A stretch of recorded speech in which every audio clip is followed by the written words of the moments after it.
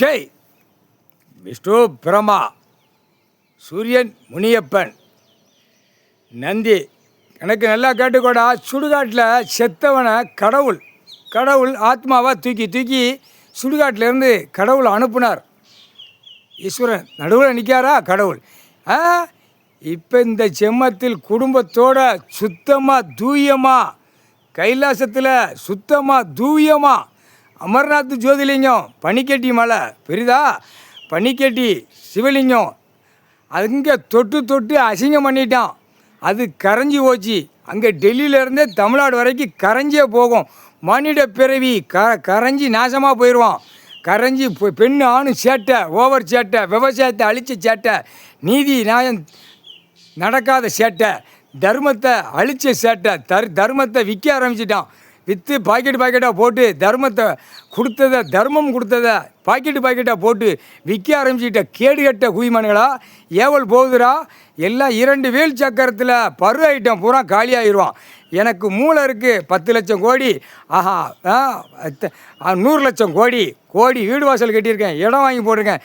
அந்த கண்டார் வலிமை இப்போ இந்த ஏவலில் சாவ போகிறான். 2 வீல் சக்கரத்தில் டயரில் சாவுவான். காவு கொடுத்தாச்சுரா. யமதர்மங்கிட்ட 2 இது வந்து லேசான கணக்குடா. சும்மா உங்களுக்கு திரைலோகத்தில் வருது, சும்மா என்னமோ கள்ள தூக்கி வச்சு சாமியில் வச்சு சும்மா என்னமோ விளையாட்டு கொடுதான், ஈஸ்வரமாக கொடுதான் நீ நினைக்கக்கூடாது. இதுதான் விளையாட்டு. துஷ்டு வரும், எடுத்துக்கோ. எல்லா இடத்துலையும் 2 வீல் சக்கரத்தில் சாவுவான், 2 வீல் சக்கரத்தில் அடிபடுவான், 2 வீல் சக்கரத்தில் கை கால் ஒடிஞ்சி இழுத்து நாசமாக போவான். அவன் வீடு வாசல் பூரா கண்ணீர் கூத்தலுமா இருக்கும். 2 வீல் சக்கரத்தில் டயரில் காவு கொடுத்தாச்சுரா. காவு ரத்த காவு. கேடுகட்ட குய்மன அழிக்க வந்த கேடுகட்ட குய்மனு கேடுகட்ட.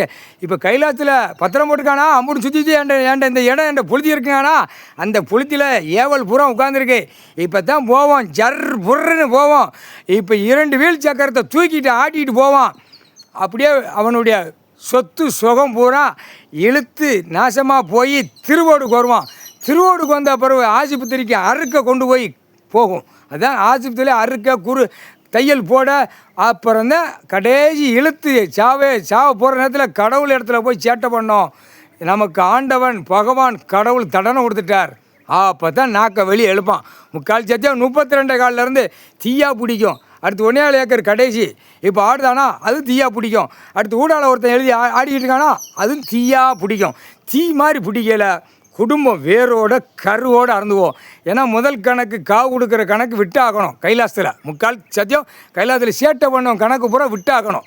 புரியுதா? இது நீதிமன்றத்தில் தண்டனை வரல, என்ன நாங்கள் ஆட்டுதான் ஓட்டுதோம்னு இவன் நினைக்கான்.